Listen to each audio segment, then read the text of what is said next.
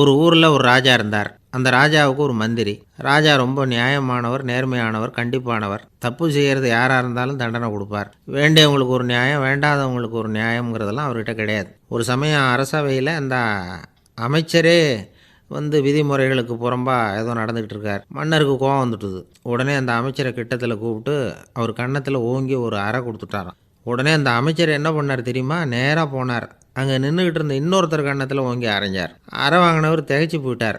இவர் ஏன் நம்மளை அரைகிறார் அப்படின்னு யோசனை பண்ணார். மன்னரும் திகைச்சு போயிட்டார்.